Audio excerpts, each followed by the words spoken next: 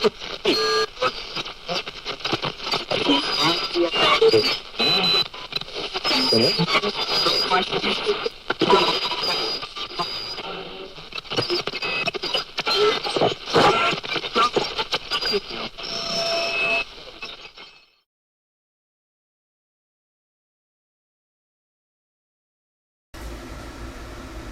welcome back to the video. Working on the RCA VICTOR model 12X2. What I'm going to do next is this capacitor, this tuning capacitor. I can just hear it. It's not moving all the way. It's filthy. It really needs to be cleaned. So I'm actually going to give it a bath. What I do is I have a electrolytic cleaner that people use to clean jewelry and things, but it works on all sorts of metals. So I've done this all the time and I've never had a problem. Some people don't think it's a good idea, but as I said, I haven't had the problem. So first I'm going to take off this dial cord. One thing I noticed when I was looking at the different schematics that I have is that the turn around here, some says 4.5, some say 2.5 turns. So I want to count it first. 1, 2, 3, looks like 4.5. So I want to make sure I'm going to do that one. The spring looks like it's still good. So I'll just take it out and move back a little so you can see what I'm doing.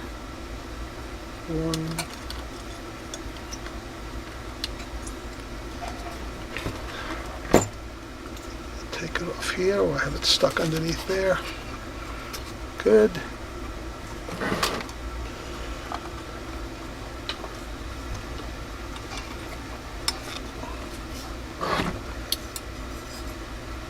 There we go.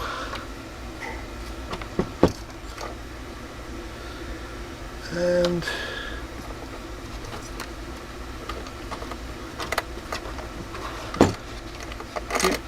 the cord seems good, but I will probably replace it.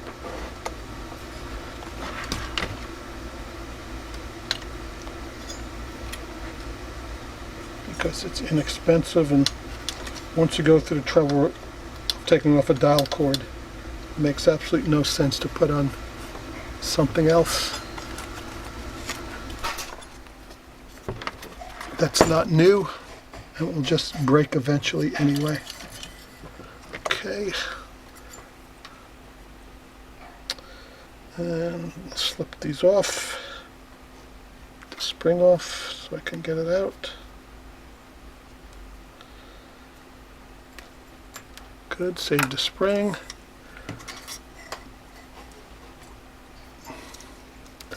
Now, as I said, I'm not going to reuse the dial cord, but I'll save it because it'll help me measure how big the next one needs to be.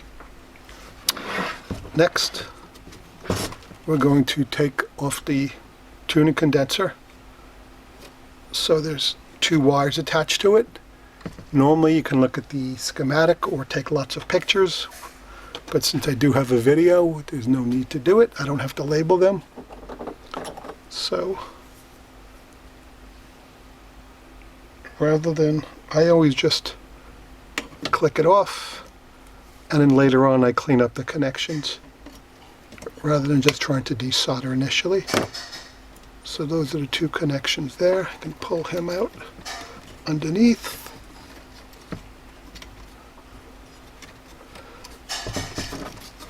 There's one more connection on this side, which is kind of hard to see. Let's see if we can get that up to the camera. There you go. I'm just going to take this away for one moment so I have a little more room to work. And this is probably the time I punch a hole through the speaker if I'm not careful.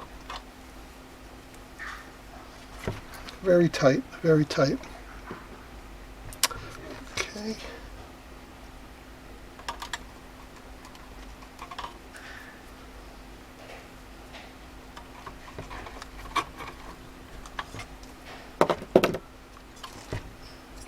Alright, I'm going to do something a little different.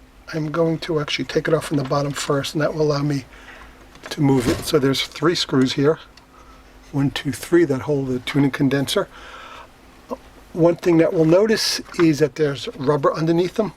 That means that they are isolated from the chassis because the chassis is hot, electricity, and without that rubber it would short things out and the radio would not work.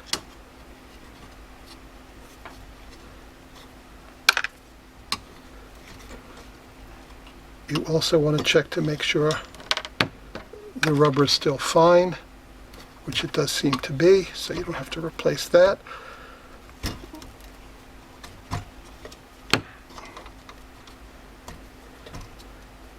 Okay, that's good. That's number 1. Do number 2 here.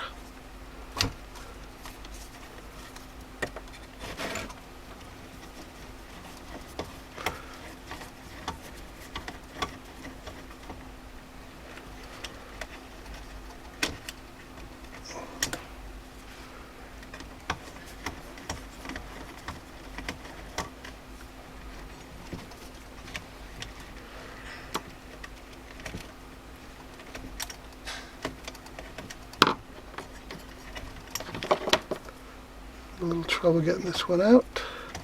I think it's just gravity.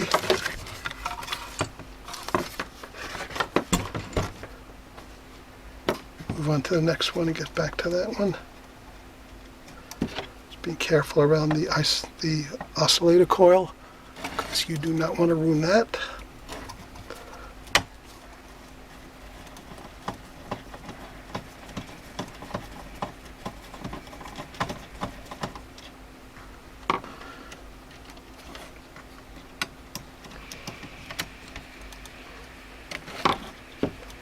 That one's fine.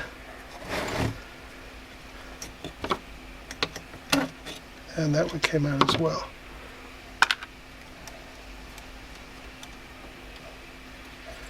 So now this should be able to loosen up with a little. There we go. And now I can unclip this.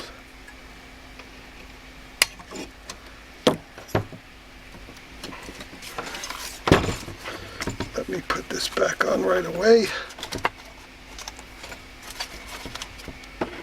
And we'll take a look at the tuning condenser in more detail. So you can see it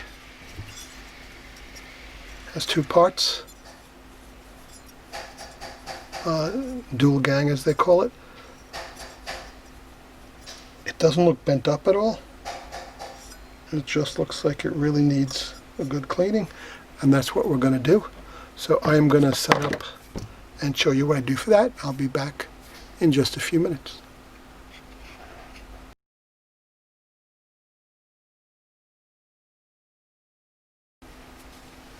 Okay, I'm back. We're all set up. So I have my cleaner. I'm going to plug it in, which I probably should have done before I started this.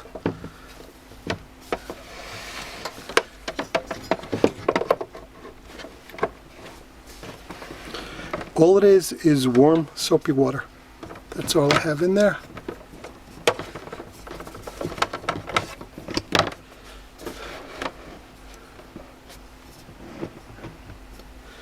So I usually run it through a few cycles.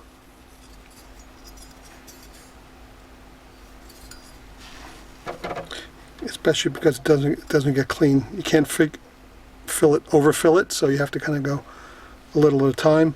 One thing to do is make sure you keep this open so you get between all the cracks, all the different blades of the tuner.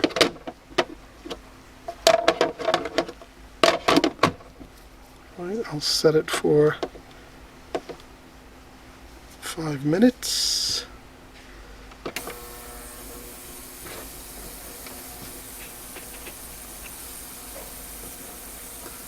And we'll let it run.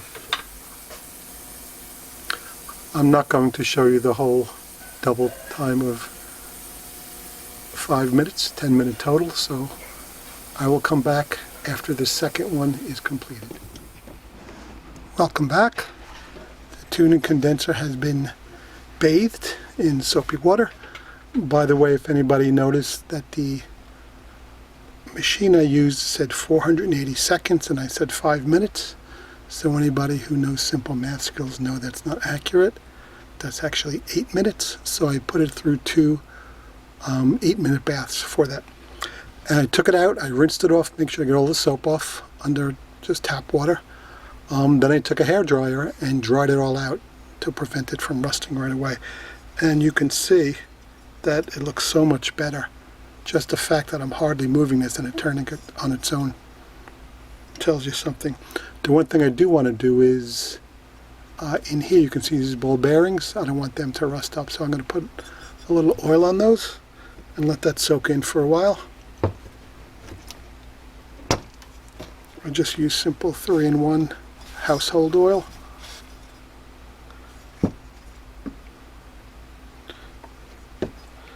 Just a couple drops, rotate it around, and I'll just let it sit like that for a while to soak in, and once we work on the chassis some more, we'll get back to that. What I'm going to show you next is removing the label and some of the steps I'm going to do on the actual cabinet. So we'll be back shortly.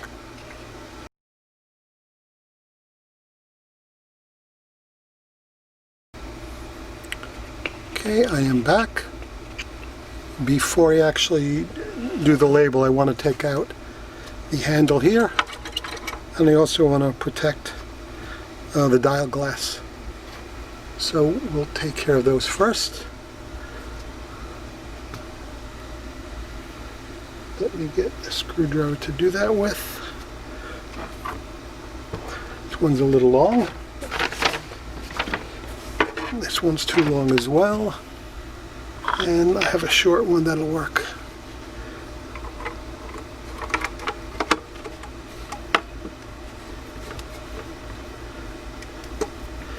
As I mentioned, this one's missing a spring and the other spring shot. So I will just replace it with, I have a box of springs that I should be able to find a fit or something that's close enough.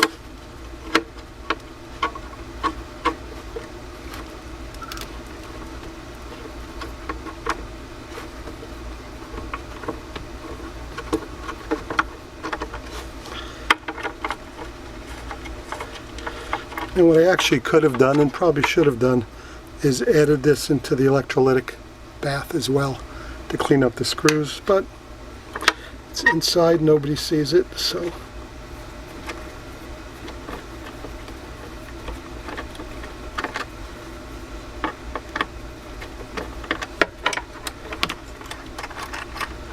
it's coming right off. There's the spring. It's a very loose spring. Here's the handle. It's in good shape, no cracks. Just probably clean it up a little bit. And now I will remove the dial glass very carefully, because although some companies do make reproductions of these, they're not cheap. Probably cost much more than I paid for the radio. I just want to get a little more light in there so I can see.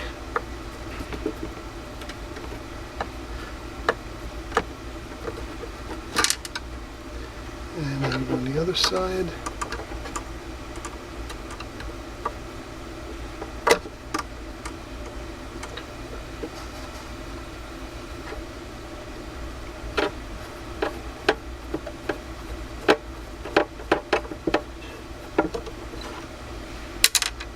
Good.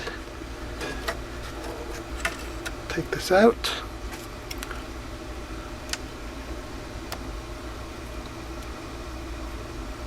Nice glass, no cracks, no chips. It actually has a little cardboard around here to keep this in place. And in order to get that off, I will have to remove that.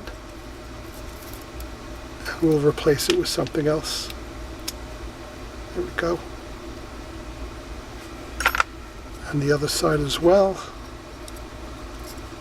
This actually is original. I've never actually seen one with the paper still intact, so I'm shocked.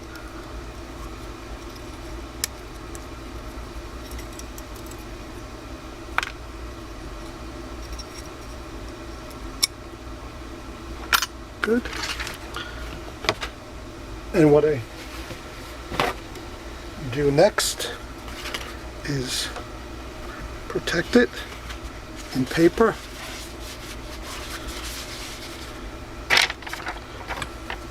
Wrap it up in my favorite masking tape.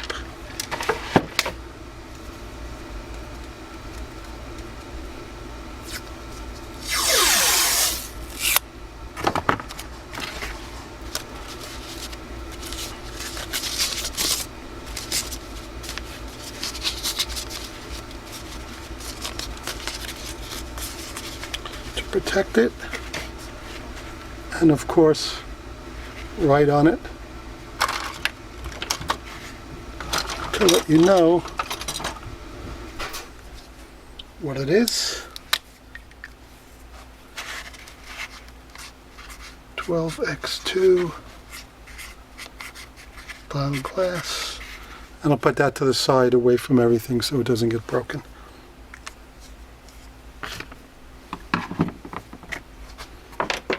Before I start the next step, which is to remove, oh, pieces fell out there, to remove the label,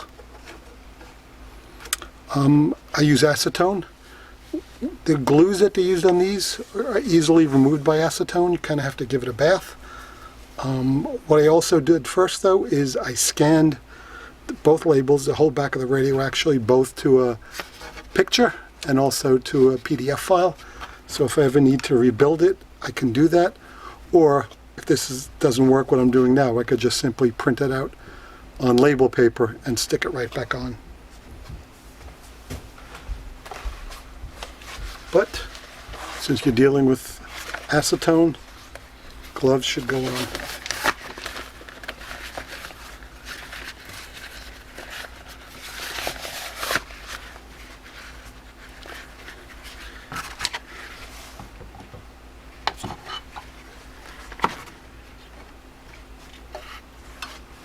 I'm going to do the little label first.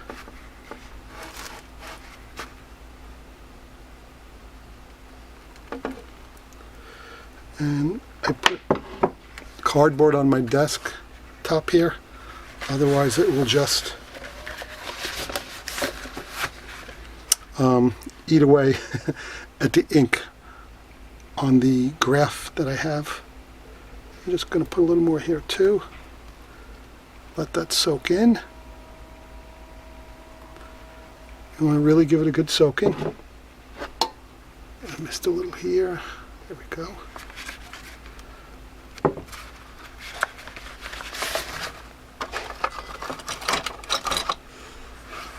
So I just have a little scraper. And I don't have a lot of hope for this little label down here, but we'll see. Look at that, it's coming right off. It's not even a full label and it's coming right off. So that's a good sign.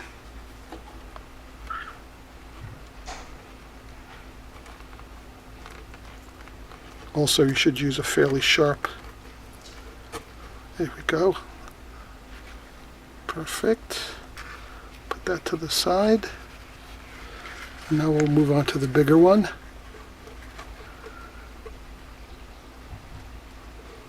Yeah, it seems to be coming right off too. I don't even think I have to scrape in some spots. It's just sliding right off. That's a beautiful thing. And the benefit of the acetone is it does not ruin anything. It's just erasing the glue. It doesn't eat up the paper. It doesn't eat up the cabinet. Really quite surprising. All right. So that's all I'm going to show in this video, those few steps. And next video, I think we'll start to work on the chassis, clean the chassis a bit up, and start working on the replacements of the capacitors. Thank you for joining.